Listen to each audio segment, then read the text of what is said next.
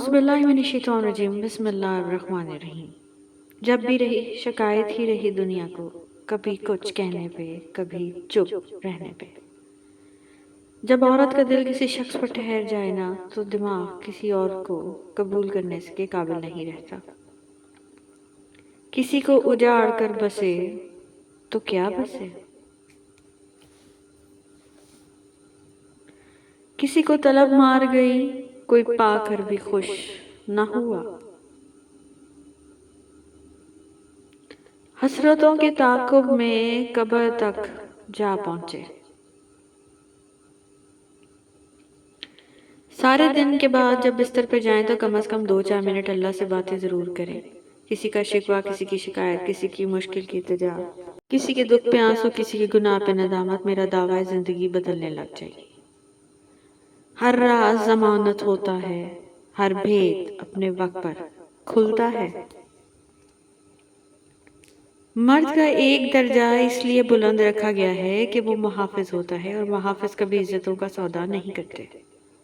حضرت علی رضی اللہ عنہ نے فرمایا، گناہ پر ندامت گناہ کو مٹا دیتی ہے، نیکی پر غرور نیکی کو تباہ کر دیتا ہے۔ حقیقت سے بہت دور ہے خواہش میری، پھر بھی خواہش ہے کہ ایک خواب حقیقت ہو جائے۔ کہانی تو کہانی ہے، کبھی بھی ختم ہو جانی ہے۔ انسان کا اصل تعارف اس کے الفاظ ہوتے ہیں۔ محبت میں یہی خوف کیوں مسلط رہتا ہے کہ کہیں میرے سوا کوئی اور تو عزیز نہیں سے؟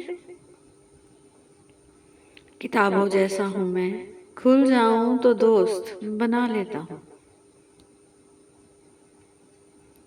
خلوص عشق کبھی رائے گاہ نہیں جاتا، میں کیسے مان لوں کہ تمہیں میرا خیال نہیں آتا۔ محبت اور بات ہے، لیکن تہجد اللہ سے عشق کا احساس ہے۔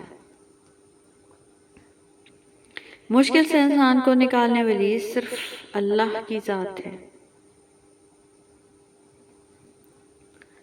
مقام عشق سے لوٹے ہوئے بتاتے ہیں، غبار راہ میں سب کچھ گوایا جاتا ہے۔ غلام فریدا او کادیاں اکھیاں جڑیاں لڑیاں تے توڑ نہ چڑھیاں۔ اور پھر من پسند شخص سے محبت کے کفارے تو ادا کرنے ہی پڑتے ہیں، کبھی رسوا ہو کر اور کبھی خود کو اذیت میں رکھ کر۔ انسان ہر ہار برداشت کر سکتا ہے، لیکن دو لوگوں میں رشتے کی ہار کبھی برداشت نہیں کر سکتا، خاص کر جب وہ رشتہ قائم ہی محبت پر ہوا ہو۔ زندگی کتنے ہی تنگ راستے، کتنے ہی تاریک اور وسائل کتنے ہی محدود کیوں نہ ہو جائیں، اپنے رب پر بھروسہ رکھیں، وہی مسبل الاسباب ہے۔ میری حسرتوں کو سخن سنا، میری خواہشوں سے خطاب کر۔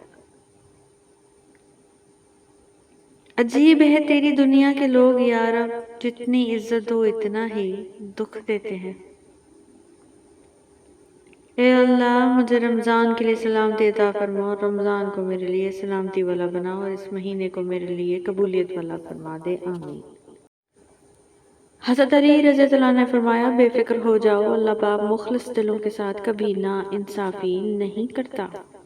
امام جعفر صادق علیہ السلام نے فرمایا، روزے دار کا سونا عبادت ہے، اس کی خاموشی تسبیح، اس کا عمل قبول اور اس کی دعا مستجاب ہے۔ روزے کا اجر، نبی پاک صلی اللہ علیہ وسلم نے فرمایا، جنت میں بالا خانہ ایسا بھی ہے جس کا ظاہر باطن سے اور باہر ظاہر سے نظر آتا ہے۔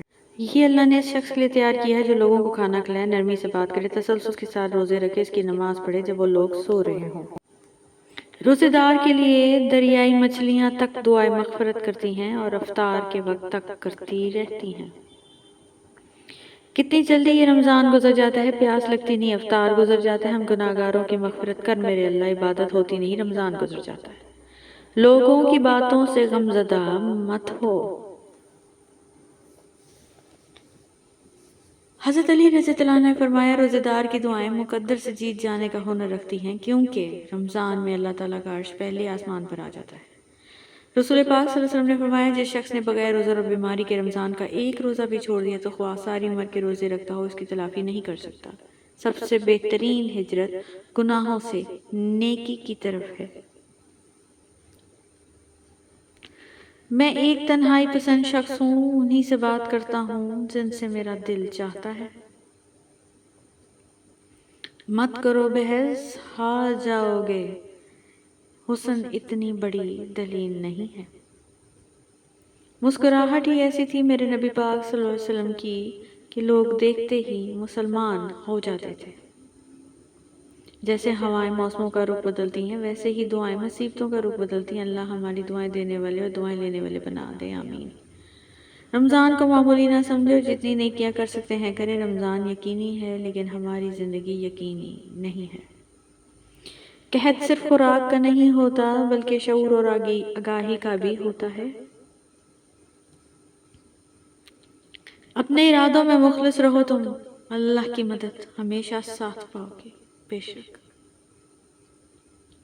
ایک دن تم مسکراؤ گے اور کہو گے کہ یا اللہ یہ وہی چیز ہے جس کے لیے میں دعا کرتا تھا۔ جس کو تھام رکھا خدا نے وہ لوگوں کے گرانے سے گرا نہیں کرتے۔ حضرت علی رضی اللہ عنہ نے فرمایا ہمیشہ اخلاق سے بات کرو کیونکہ انسان پر سب سے زیادہ مصیبتیں اس کی زبان کی وجہ سے آتی ہیں۔ Thank you so much for watching. Please don't forget to subscribe our channel.